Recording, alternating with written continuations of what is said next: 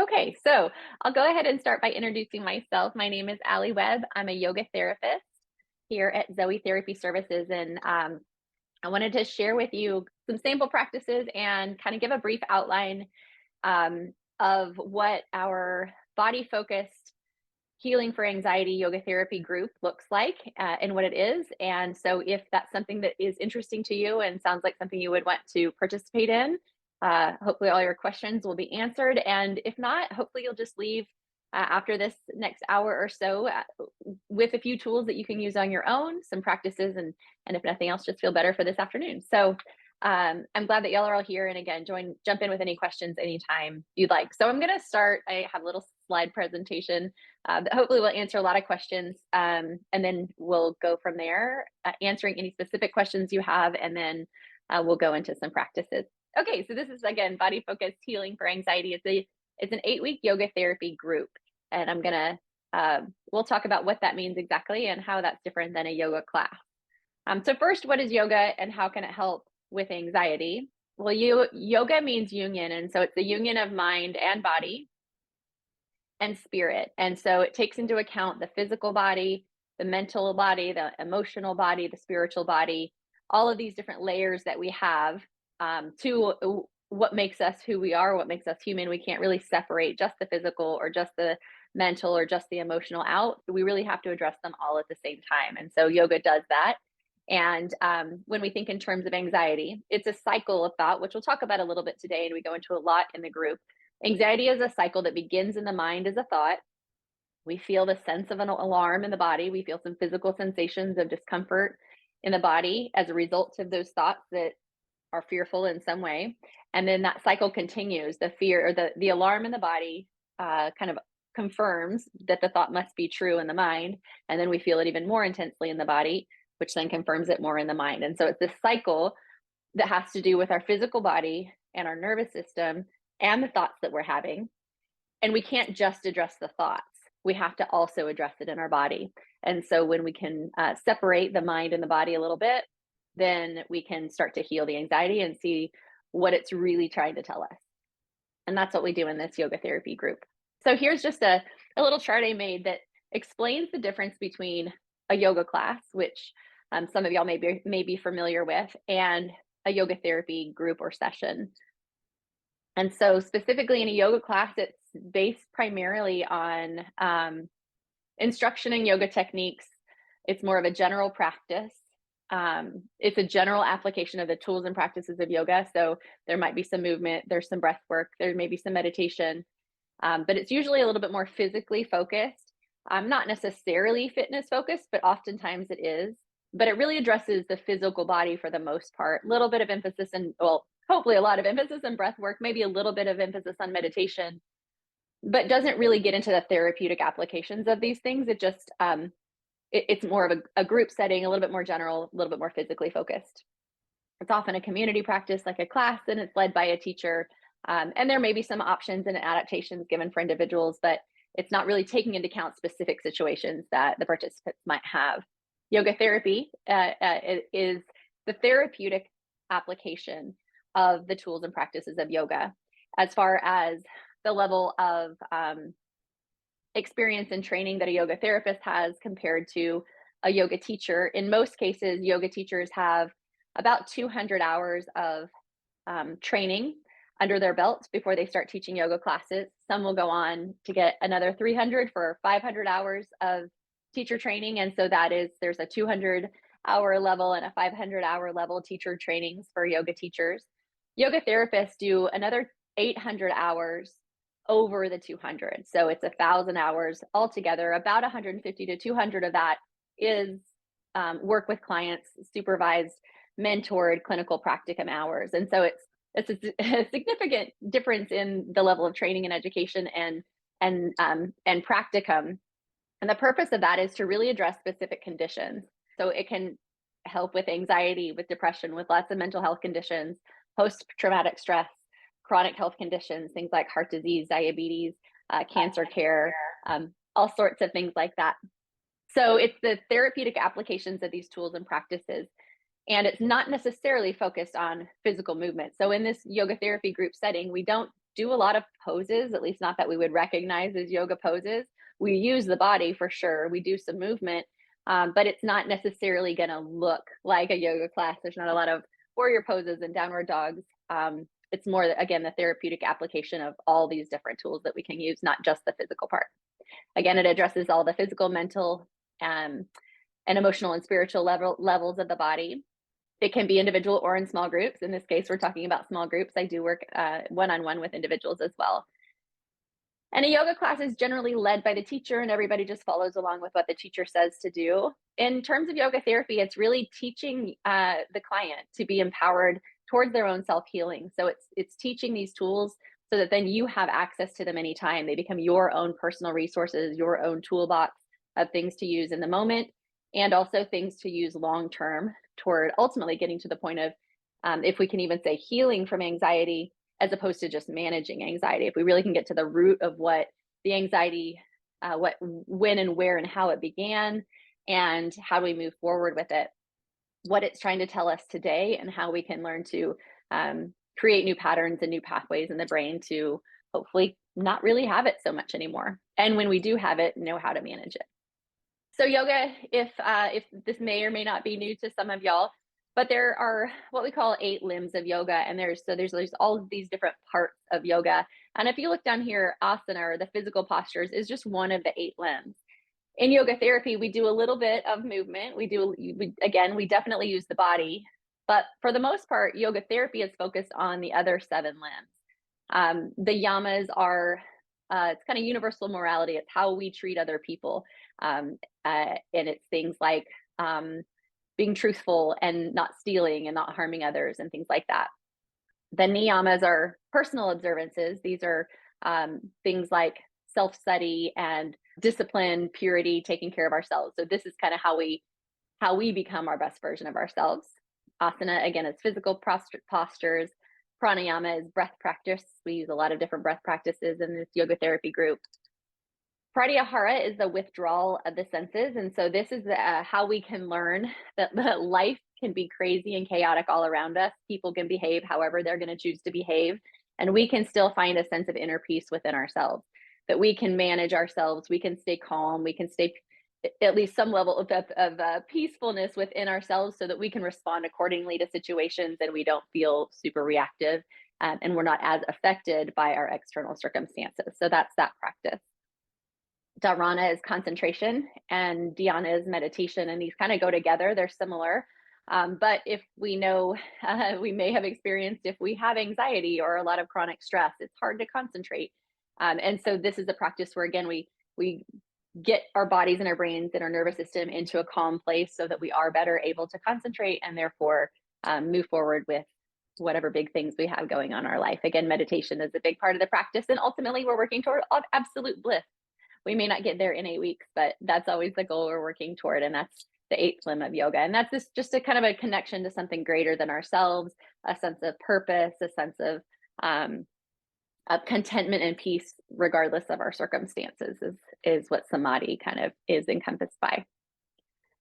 So that's just a little yoga education there on yoga philosophy. In yoga therapy, and particularly in this 8-week group for working with and managing anxiety, we start with awareness. So first we notice our patterns. We recognize the feelings and emotions that we have and what we feel in our body and how it feels. We start to define it. And instead of pushing it away and resisting it and trying to avoid it, we really allow it in, to become aware of what we're experiencing so that then we can decide how we want to move forward.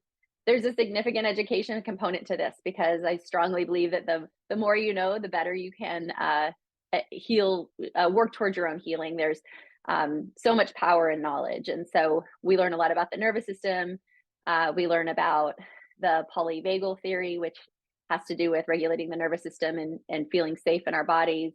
And I'll go through the outline in a little while. We'll talk about a lot of the other education components of it. We do some self-discovery. So we have some quizzes and some assessments, and we learn about ourselves and the patterns that we might have, so that, again, we can decide what we want to do with those, if we like those patterns and behaviors, or if we want to change them.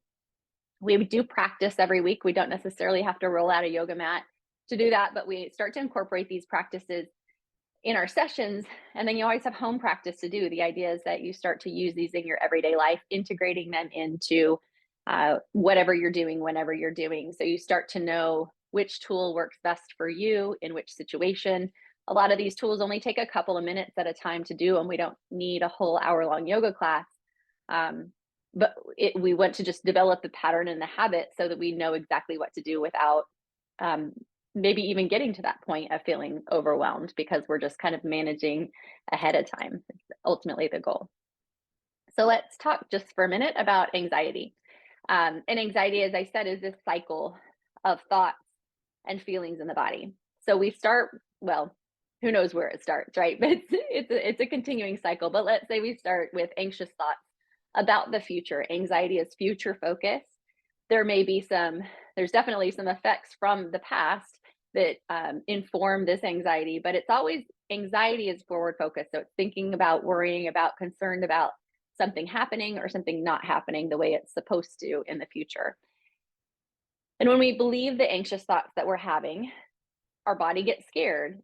And when our body gets scared, it moves into its fight or flight response.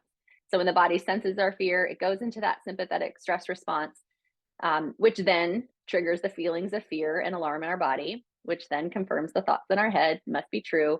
And then that cycle just continues until we break it. So it's a mind-based thinking of projections, expectations, stories, and thoughts about the future. We talk about the nervous system a lot in this group because ultimately our goal with all of these tools is to rebalance the nervous system. We want to bring the body out of a state of chronic stress that it probably tends to live in most of the time if we are experiencing anxiety.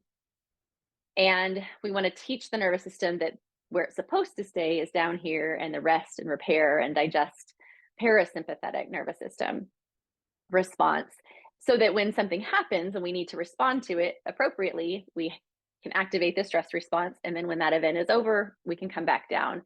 When we are living with chronic stress, we're constantly up in this sympathetic nervous system response, which is our fight or flight response. That's our body's automatic response to threat. And when we're in that nervous system response, the logical part of our brain, the executive prefrontal cortex, the executive functioning part of our brain, is not, it's not functioning. It's really turned off during that. And the amygdala and the fear center part of the brain, which is the more primitive part of the brain, is driving the bus. And so we need to calm down the amygdala, calm down the alarm system in the brain so that we can follow through on goals that we have, make behavioral changes that we want to have. When we know what to do, but we just can't seem to get it done, that's what's happening here. And so when we can calm the nervous system down, then all of a sudden, when we know what to do, we can actually act on that more appropriately. So some of the things that happen when we're in fight or flight is that our heart rate increases, our breaths are shorter and more shallow. And when we're in a stress response, the body is designed to suppress all of the other systems in the body because all it's worried about is survival. Short-term acute threat is what this system is designed for. And so the immune system is suppressed, the digestive system is suppressed, the reproductive system is suppressed, as is the respiratory and cardiovascular system. They're kind of shut down briefly because we don't need them to be working optimally.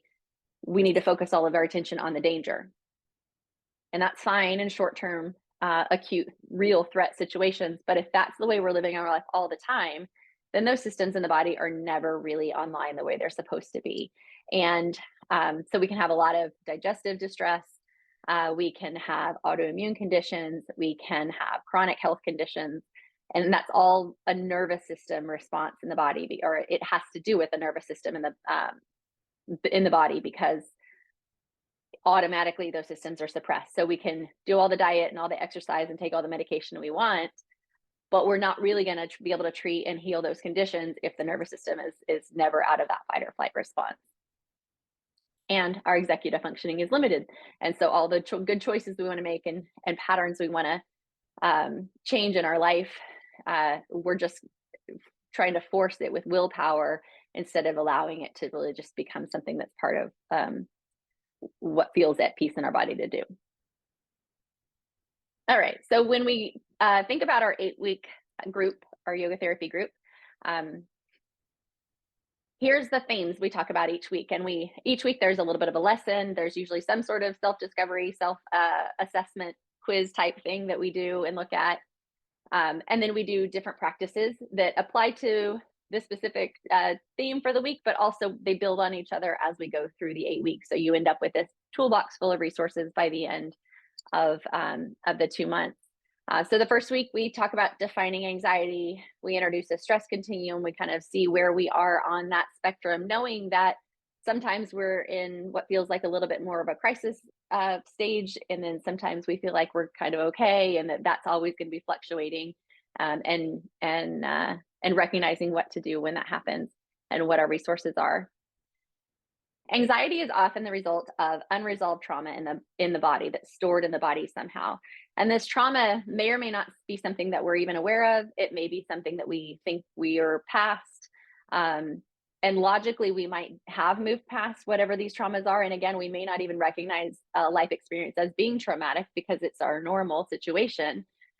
But the body has a memory of things. The body remembers fear from the past, and anything that seems similar to that in the present is going to trigger that response in the body that something must be wrong. And it's completely involuntary, and it's really out of our control unless we start to become aware of it and pay attention. So we learn about this relationship between unresolved trauma in the body, and we do some assessments, and we don't have to get into the details of what anyone's trauma might be. In fact, that's not really what we do in a yoga therapy group. That's a perfect thing to do with your therapist if you aren't already. But what we do is just recognize that something happened, and then we start to go from there. So we do some physical practices to release anxiety in the body and to regulate the nervous system the next week. We talk about attachment theory, which, if you're not familiar, it has to do with the way we were attached to our primary caregivers in most cases, but it can also have to do with significant relationships in adulthood too, and how secure we feel in different relationships and what our response to that is. And so it's really interesting to have this assessment, to do this assessment, and to see where we lie. And this is usually kind of an aha moment kind of week, because people are like, oh, that explains why I act this way in these situations. And so that's a self-discovery tool that we use, and again, decide how to go from there. We also learn how to reparent our inner child, which sounds a little woo-woo, but it is, but it's amazing too. And what we recognize is that while in the past, sometime in our life, either in childhood or early adulthood or later adulthood, there's something that we weren't getting that we needed. And we can't go back in the past and make somebody give us something that they didn't give us. But we can, through meditation and through journaling and just lots and lots of self-compassion, we can go back and nurture and support and take care of that part of ourselves, and recognizing that we are always the one that is always going to be there to comfort and take care of ourselves. And so we can go back to, let's say, 7 years old when we didn't get something that we needed. And if we can offer love and compassion to that 7-year-old, instead of that 7-year-old yelling at us in the form of what shows up as anxiety, we can comfort that 7-year-old and then no longer feel that sense of alarm in those situations. So I know it sounds kind of weird right now, but it makes sense as we get into it in the 8 weeks. But that's what we do with attachment theory. We talk about the brain on week 5, and we talk about balancing the right and left hemispheres of the brain. Most of us know that the left side of the brain is kind of the more linear, logical side, and the right side is the more creative, artistic, musical side. And in terms of anxiety, it shows up different ways depending on which side of the brain is a little bit more active. And so we really want to integrate and balance the two sides, so that at any given moment, in any situation, we know if this is a linear, logical kind of problem, or if it needs a creative solution. And our brain can very easily switch back and forth between which one of those is the best way to respond, instead of getting stuck all in our emotions or getting stuck all in real black and white thinking. So we do some practices to integrate the two sides of the body. We look at things like perfectionism and people pleasing and codependent tendencies, and how those contribute to anxiety, how those are results of patterns and relationships in our past, most likely, and how we move forward to learn how to change those patterns. We talk about overthinking and ruminating and reframing negative thoughts. And this is a practice that can be done and maybe something that's familiar, but with the reminder that these things are going to sink in and take root better. These concepts are going to take root better when we're coming from a calm, regulated nervous system. So we incorporate a theme or an idea that may be familiar, but even if we think about something like CBT, that's going to work better if we're coming from the calm, regulated, rest and digest nervous system response. So we kind of put these two things together. And then we look at uncertainty and recognize that everything in life is uncertain. And how can we learn to actually embrace that uncertainty and know that the peace actually comes from not knowing all the answers and not having to know the answers and not feeling like we need that in order to feel safe, recognizing that uncertain doesn't have to mean unsafe. And we offer throughout the entire course lots and lots of self-compassion, because that's how we're able to really heal from this, is to offer ourselves compassion for where we've been, compassion for other people and their experiences, and how to move forward, knowing that sometimes we're just going to have to know that these experiences are we're always gonna have hard experiences in life. Life is equally amazing and equally terrible sometimes, and nothing's gone wrong when bad things happen, but how can we maintain a sense of peace and knowing that everything ultimately is gonna be okay? And so that's kind of the outline of what we go through in the group. And some of the tools and practices that we use each week are breath work. That is our primary way to regulate the nervous system. We do different meditations and yoga nidra practices that are similar to a guided meditation. We use the body, we use movement, we do some journaling. We introduce emotional freedom technique or tapping. We have an affirmation that follows us through the group. We use self-discovery tools, as I said. There's home practices, and there's an online classroom that goes with this course. So if you ever have to miss a week, you'll still have access to everything that we covered. You'll use it for your homework. You'll have access to it even after the 8 weeks are over. So you'll have access to it indefinitely. I'm going to just give you a brief demo of what that looks like if this works. So this is what it looks like. So you'll get a login and password for this. And there's some yoga classes here that you can do that are just movement practices that I've recorded. This is the week 1 lesson. We click on it. You'll see that there's a little slide presentation. If you press play, you'll get my voiceover of what that lesson was. We watch a YouTube video in that group, so that's here. There's a recording of this meditation that we're actually going to do today. So you'll have access to all the tools and practices that we do. So you can use them for homework, or again, if you can't remember what we talked about, or if you have to miss a week, session 2, all the practices are here in the lessons and on through the 8 weeks. So that's something that you'll just have in addition to the live classes. You'll have online access to that going forward as well. And please reach back out to me if you have any other questions about anything, and hopefully I'll see all of y'all again soon somewhere.